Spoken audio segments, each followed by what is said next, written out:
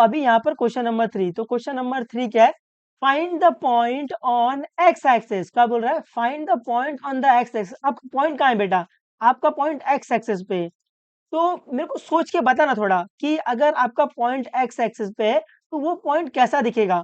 कोई भी पॉइंट अगर एक्स एक्सिस पे रहता है तो वो कैसा दिखता है। अगर कोई पॉइंट यहाँ है तो मेरे को जरा सोच के बताना ये कैसा दिखेगा।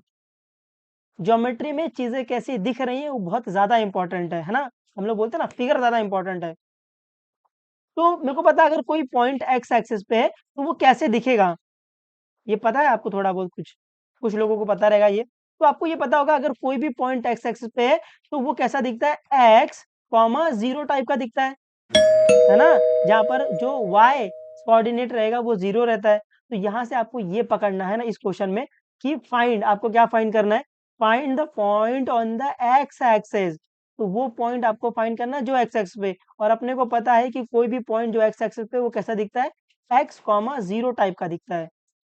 उम्मीद आपको ये समझा है। विच इज इक्वी डिस्टेंस, मतलब इक्वी डिस्टेंस मतलब बेटा, इक्वी डिस्टेंस मतलब equal distance from A and B. तो आपको वो पॉइंट फाइंड करना है जो एक्स एक्सिस पे है और इक्वल डिस्टेंस पे, कहाँ से, पॉइंट ए और पॉइंट बी से।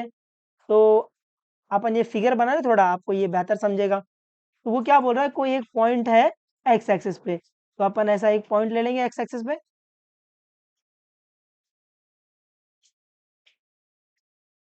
है ना। अभी आपको ये पता है बेटा कि अगर कोई भी पॉइंट एक्स एक्सिस पे है तो वो कैसे दिखेगा, वो एक्स कॉमा जीरो टाइप का दिखेगा, है ना। तो यहाँ पर क्या लिख लेंगे, एक्स कॉमा जीरो। उम्मीद है आपको ये समझा है। अभी क्या बोल रहा है कि आपको इस पॉइंट का कोऑर्डिनेट फाइंड करना है जो कि क्या है, इक्वी डिस्टेंस है, कहाँ से, पॉइंट ए और पॉइंट बी से। मतलब यहाँ पर कोई एक पॉइंट ए रहेगा, यहाँ पर कोई एक पॉइंट बी रहेगा, और इनसे ये पॉइंट एक्स क्या है, इक्वी डिस्टेंस है, मतलब ये डिस्टेंस क्या है, इक्वल है। तो मान लेते हैं यहाँ पर कोई पॉइंट है, और मान लेते हैं यहाँ पर कोई पॉइंट है ना। ये मान लेते हैं कि आपका ए है, ये मान लेते हैं आपका बी है। ए का कोऑर्डिनेट क्या दिया है, ए का कोऑर्डिनेट आपको दिया है -3, 4 दिया है। बी का कोऑर्डिनेट क्या दिया है, बी का कोऑर्डिनेट आपको दिया 1, -4 दिया है। अभी क्या बोला है कि ये जो पॉइंट एक्स एक्सिस पर है वो क्या, इक्वी डिस्टेंस है, कहाँ से, पॉइंट ए और पॉइंट बी से। तो अगर मैं एक लाइन ऐसा ज्वाइन करूंगा, ये लाइन और ये लाइन, तो ये दोनों लाइन क्या है, ये दोनों लाइन इक्वी डिस्टेंस, मतलब ये डिस्टेंस क्या है, इक्वल है। तो अपन क्या करेंगे, ये मार्क कर लेंगे, ये वाला डिस्टेंस और ये वाला डिस्टेंस क्या है, इक्वल है। उम्मीद है आपको ये डायग्राम समझा है। वापस क्वेश्चन पढ़ो एक बार। Find the point on the X axis. तो आपको एक पॉइंट फाइंड करना है एक्स एक्सिस पे। अपने को पता है अगर कोई भी पॉइंट एक्स एक्सिस पे वो ऐसा दिखेगा जिसका वाई कोऑर्डिनेट जीरो होता है। Which is equidistance from the point A and the point B, जो कि क्या है, इक्वल डिस्टेंस पे, कहाँ से, पॉइंट ए और पॉइंट बी से। तो ये पॉइंट क्या है, इक्वल डिस्टेंस पे। उम्मीद है आपको समझा है। तो अब इसको सॉल्व कैसे करेंगे, तो आपको दिख रहा है यहाँ पे बार बार डिस्टेंस आ रहा है। तो अपन क्या करेंगे, एक बार डिस्टेंस फॉर्मूला है ए, और यहाँ पे इसका कुछ नाम दे लो, इस पॉइंट का, इस पॉइंट का नाम सी दे लो।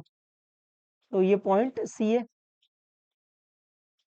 तो आपको क्या करना है, आपको एक बार डिस्टेंस फॉर्मूला यहाँ लगाना है ना, पॉइंट ए और पॉइंट सी के बीच में एक बार डिस्टेंस फॉर्मूला लगाना है, और एक बार डिस्टेंस फॉर्मूला यहाँ लगाना है। और जबकि ये दोनों इक्वल है तो अपन डिस्टेंस फॉर्मूला लगा के इन दोनों को इक्वेट कर देंगे, और वहां से शायद अपने को ये एक्स मिल जाएगा। लॉजिक समझा थोड़ा बहुत। तो सोल्यूशन में, तो सोल्यूशन में पहला अपन ने ये जो पॉइंट सी लिया है इसको लेट कर लेते हैं। तो let C be the point on the X axis. ऐसा लिखो, let C be the point on X axis. तो देयरफॉर मैं क्या बोल सकता हूँ, सी का कोऑर्डिनेट क्या आ जाएगा, सी का कोऑर्डिनेट आ जाएगा एक्स कॉमा जीरो। ये समझा है आपको थोड़ा बहुत। फिर आपने को क्या पता है कि जो ये आपका कोऑर्डिनेट सी है, जो आपका ये पॉइंट सी है वो इक्वल डिस्टेंस पे, कहाँ से, पॉइंट ए और पॉइंट बी से। तो आप लिख सकते हो कि पॉइंट सी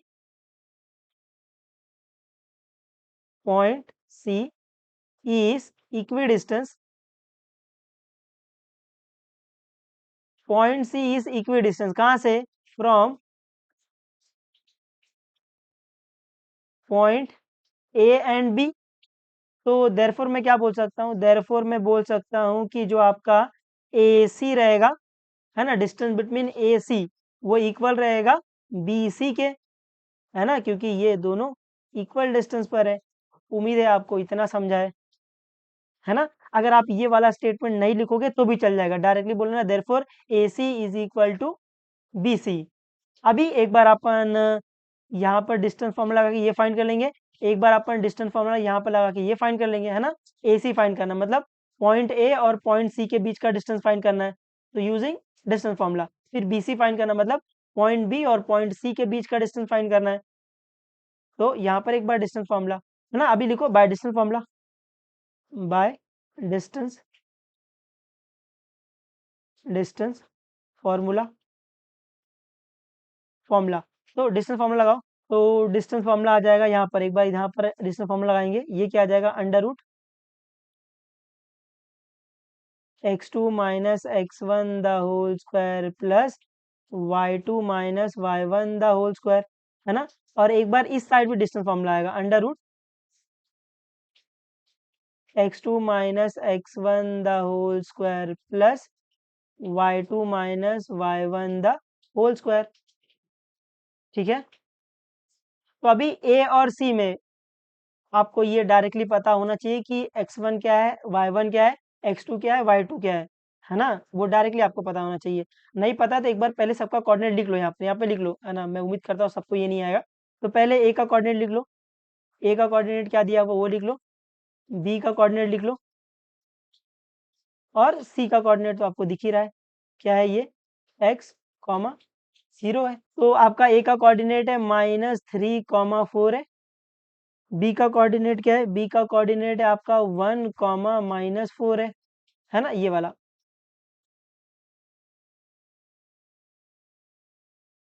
अभी यहाँ से देख देख के ये फॉर्मूला लगा दो, क्या आ जाएगा, ये आ जाएगा under root.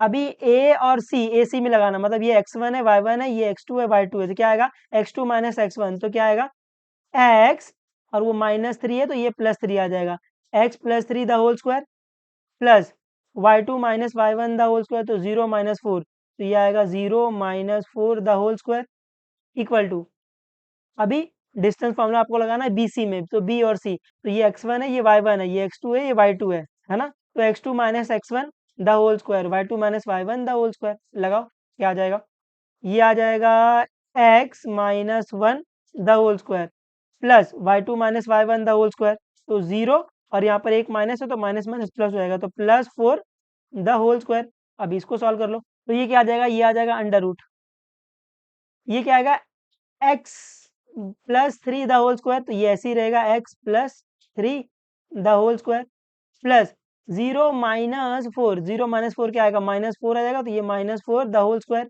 Is equal to under root, ये x-1 द होल स्क्वायर ऐसे ही रहेगा, x-1 the whole square plus 0 + 4 the whole square मतलब 4 का स्क्वायर, है ना। अभी जो अंदर सॉल्वर उसको सॉल्व कर लो पहले एक बार, तो ये आएगा अंडर रूट, ये अभी भी सॉल्व नहीं होएगा, तो ये x plus 3 the whole square ऐसे ही रहेगा प्लस ये -4 द होल स्क्वायर मतलब 4 4 जा 16, और नेगेटिव नंबर का स्क्वायर पॉजिटिव हो जाता है, तो ये 16 आ जाएगा is equal to under root, ये x-1 द होल स्क्वायर ऐसे ही रहेगा प्लस 4 का स्क्वायर, 4 4 जा 16। अभी आपको दिख रहा होगा कि अगर मेरे को इसको सॉल्व करना है तो मेरे को ये जो आपका रूट है ये निकालना पड़ेगा, है ना। तो रूट निकालने के लिए अपन क्या लिखेंगे, रूट निकालने के लिए अपन लिखेंगे taking square on both side, taking square on both the side. तो जब आप दोनों साइड स्क्वायर करोगे तो क्या होएगा, ये ऐसे द होल स्क्वायर हो जाएगा, तो ये स्क्वायर स्क्वायर रूट कैंसिल हो जाएगा, यहाँ पर भी ये द होल स्क्वायर आ जाएगा, ये स्क्वायर स्क्वायर रूट कैंसिल हो जाएगा, है ना। तो ये सिर्फ अंदर वाला नंबर अब बचेगा, ठीक है, तो वो लिख लो। तो यहाँ पर बचेगा x plus 3 the whole square plus 16 बचेगा, यहाँ पर क्या बचेगा, x plus sorry -1 the whole square, और ये +16 बचेगा। अभी इसको सॉल्व कर लो, आपका आंसर आ जाएगा। यहाँ पर देखो इक्वल टू के इस साइड उस साइड सेम सेम कैंसिल, आपको दिख रहा है यहाँ +16 है, यहाँ +16 ये कैंसिल हो जाएगा ना, क्योंकि यहाँ पर +16 वहां जाकर -16, तो +16 -16 ये कैंसिल हो जाएगा, 0 हो जाएगा। अभी क्या बच गया है? आपके पास बच गया x + 3 the whole square is equal to, ये क्या बच गया है? x - 1 the whole square. अब इसको कैसे सॉल्व कर सकते हैं? किसी को कुछ समझ में आ रहा है कैसे सॉल्व कर सकते हैं इसको? कुछ लोगों को दिख रहा है, यहाँ पे कुछ लोगों को दिख रहा है a + b the whole square formula, a + b the whole square formula क्या आता है? a² + 2ab + b square. और यहाँ पर देखो देखो देखो, यहाँ पर a - b the whole square formula है ना, a - b the whole square formula क्या है? a² - 2ab + b square. उम्मीद आपको ये समझा है। तो यहाँ पर अपन a + b the whole square का फॉर्मूला लगाएंगे और a - b the whole square का फॉर्मूला लगाएंगे, तो लगाओ क्या आ जाएगा? ये आ जाएगा a², तो ये x² + 2ab, तो +2x × 3 और ये +b² मतलब 3 का स्क्वायर इक्वल टू, यहाँ पर लगाओ a - b the whole square formula क्या आएगा? a², तो x² -2ab -2x × 1 +b² मतलब 1 का स्क्वायर। अभी इसको सॉल्व कर लो। ये x² आ जाएगा +2x × 3, तो क्या आएगा? 2 3 ज़ा 6, तो ये आएगा +6x आ जाएगा, प्लस 3 का स्क्वायर क्या आएगा? 9 इज इक्वल टू, ये आ जाएगा x², ये माइनस 2x × 1, तो 2 1 ज़ा 2, तो ये आएगा 2x आ जाएगा, प्लस 1 आ जाएगा। अभी वेरिएबल वेरिएबल को एक साइड ले लो, नंबर नंबर को एक साइड ले लो, तो ये क्या आ जाएगा? ये आ जाएगा x² और ये +6 ऐसे ही रहेगा। यहाँ पर x² और -2x क्या हो रहा है? एक ये प्लस हो रहा है, एक माइनस हो रहा है, वहां पर जाकर एक प्लस एक माइनस हो जाएगा, तो ये आ जाएगा -x² आ जाएगा और ये आएगा +2x इक्वल टू, यहाँ पर +1 है, यहाँ पर 9 क्या हो रहा है? प्लस वहां जाकर माइनस, तो ये आएगा -9। अब इसको सॉल्व कर सकते हैं। ये देखो +x² - x² ये कैंसिल हो जाएगा, तो क्या बचेगा? 6x + 2x, तो 6 7 8, तो ये आ जाएगा 8x आ जाएगा इज इक्वल टू 1 - 9। आपको दिख रहा है एक नेगेटिव है, एक नेगेटिव है, तो do the subtraction sign of the bigger number, तो 9 - 1 क्या आएगा? 8 आएगा, और sign of the bigger number minus. अभी इसको आगे सॉल्व कर सकते हैं अपन, बिल्कुल। तो ये आ जाएगा, यहाँ से मेरे को x फाइंड करना है, यहाँ पर 8 क्या हो रहा है? मल्टीप्लाई, वहां जाकर डिवाइड, ये आएगा x इज इक्वल टू -8/8। अपन इसको कैंसिल कर सकते हैं, बिल्कुल। 8 1 ज़ा 8, 8 1 ज़ा 8, तो क्या बचेगा? आपके पास बच जाएगा x इज इक्वल टू -1, तो x की वैल्यू क्या आई? -1। तो जैसे अपने को x मिलेगा तो अपन वो कोऑर्डिनेट बता सकते हैं, therefore coordinate of c, coordinate coordinate of, ये a है, coordinate of c, coordinate of c क्या था? c का कोऑर्डिनेट था x, 0 था, तो ये क्या आ जाएगा? ये आ जाएगा x की वैल्यू क्या है? -1, तो -1, 0 है ना। तो आपको यही फाइंड करना था कि वो x एक्सिस पे कौन सा पॉइंट है जो a और b से इक्वी डिस्टेंस है, तो वो ये वाला है। ये समझा है आपको? उम्मीद आपको समझा है ये, ठीक है। तो पढ़ते रहो, जो भी डाउट रहेगा आप पूछ सकते हो, बता देंगे, कोई दिक्कत नहीं है। हाँ, एक और बात, वो जहाँ पर आपने वो फॉर्मूला लगाया था उधर फॉर्मूला लिखना पड़ेगा। यहाँ पर आपने फॉर्मूला लगाया ना a + b the whole square, तो यहाँ पे वो फॉर्मूला लिखना पड़ेगा, since a + b the whole square का फॉर्मूला ये वहां पे लिखना, फिर आपने a - b the whole square का फॉर्मूला लगाया तो वो भी यहाँ पे लिखना आ जाएगा। ये ऐसा लिख के ऐसा ब्रैकेट में डाल देना। क्या फॉर्मूला आएगा? मैं एक लिखा देता हूँ, आप एक लिख लेना। क्या आएगा? ये a² + 2ab + b square, a - b the whole square formula क्या आएगा? a² - 2ab + b स्क्वायर, और ये ऐसा ब्रैकेट बंद कर देंगे, ठीक है। उम्मीद आपको समझा है ना, क्योंकि आपको रीजन लिखते हुए चलना है, क्योंकि आपके 10th स्टैंडर्ड में वो रीजन मांगते हैं, है ना। उम्मीद आपको ये समझा है क्वेश्चन, और आप थोड़ी सी मेहनत करके थोड़ा सा अपना दिमाग खोलोगे और सम कर लोगे, ठीक है। चलो, बाय बाय।